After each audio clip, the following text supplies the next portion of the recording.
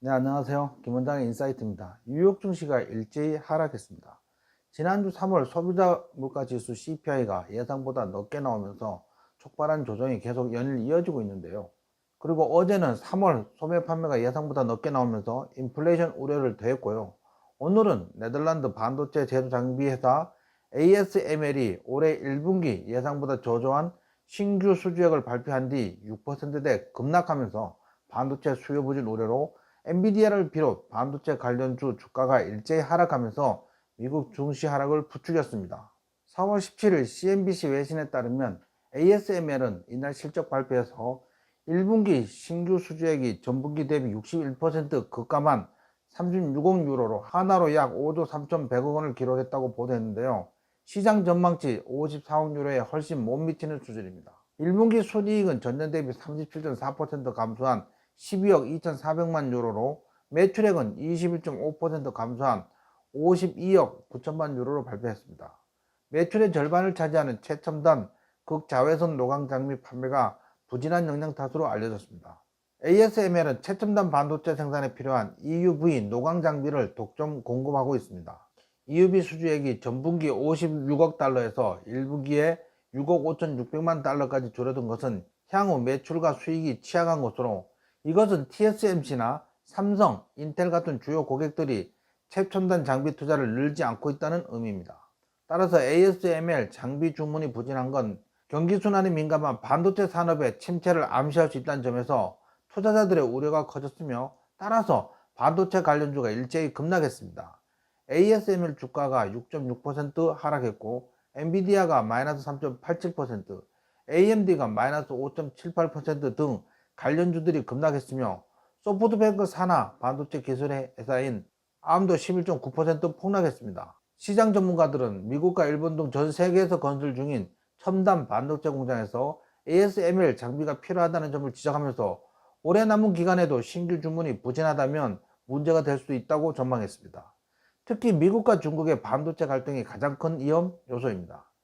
1분기에 미국 주도의 반도체 장비 수출 제한에도 중국이 전체 매출의 약 절반을 차지하면서 실적을 뒷받침했지만, 향후 제재 범위가 확대되면 중국 매출이 줄어들 수 있습니다.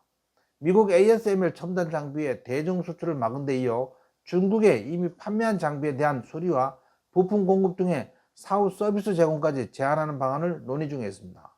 다만 일부 전문가들은 ASML의 수요 부진에 대한 과도한 우려를 경계해야 한다고 지적하고 있습니다. 영국 투자 플랫폼 AJBL의 러스 몰드 투자 디렉터는 ASML의 장비는 매우 비싸고 분기별로 매출이 크게 변동하는 게 일반적이라며, 지속적으로 주문이 들어오는 저가 대량 생산 제품이 아니라는 얘기입니다. 그러면서 1분기 실적이 시장에 실망을 안겨주긴 했지만 ASML은 연간 실적 전망을 바꾸지 않았고, 하반기로 가면서 반도체 산업이 개선될 것이라는 믿음을 고수했다고 보도했습니다. 작년 12월 FOMC 이후 기준금리 인하 시기가 늦춰지면서 미 10년물 채권금리가 지속적으로 상승하며 작년 12월 27일 3.79%에서 올해 4월 17일 현재 4.59까지 상승했습니다. 따라서 주요 6개국 통화 대비 달러의 가치를 나타내는 달러 인덱스 역시 크게 상승 중에 있습니다. 그러니 달러 강세는 상대적으로 원화 약세를 나타내고, 원화 약세는 환율 상승, 환율 상승은 외국인 순매도로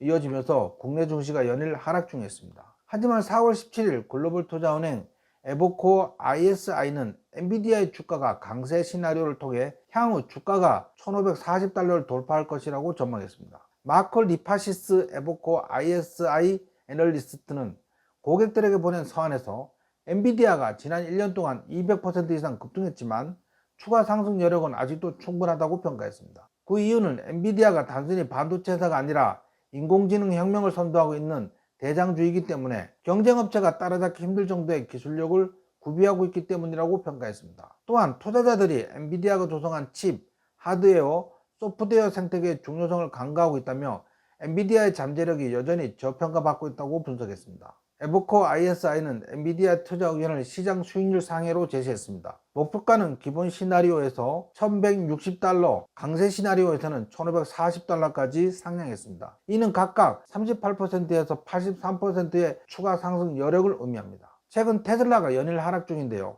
그 가운데 캐시우드는 테슬라 주식을 계속 담고 있는 것으로 알려졌습니다. 4월 17일 경제전문지 배런스는 캐시우드가 포트폴리오에 테슬라 주식 약 2만 1000주를 추가했다며 공격적인 저가 매수 전략을 취하고 있다고 평가했습니다. 캐시우드는 포트폴리오에서 테슬라 비중이 약 10%로 가장 큰 포지션을 차지하고 있습니다. 테슬라에 대해 캐시우드의 믿음은 굳건합니다. 캐시우드는 지난 3일 인터뷰에서 테슬라 주가가 향후 5년 안에 $2000를 돌파할 것이라고 믿는다고 밝혔습니다. 정리하자면 뉴욕 증시는 작년 10월 이후 연일 신고가를 경신했는데 최근 조정은 당연한 겁니다. 주식은 영원히 오를 수 없습니다. 지금쯤에서 가격 조정과 시간 조정이 나오고 난 후 다시 상승하면 훨씬 크게 오랫동안 상승할 수 있습니다. 얼마나 조정받을 것인지에 대해서는 여러 가지 변수에 따라 달라질 텐데 기준금리 인하 기조가 바뀌지 않는다면 많이 하락하지 않고 곧바로 반등할 것입니다. 이상 김 원장의 인사이트를 마치겠습니다. 남은 오후 화이팅 하시기 바랍니다.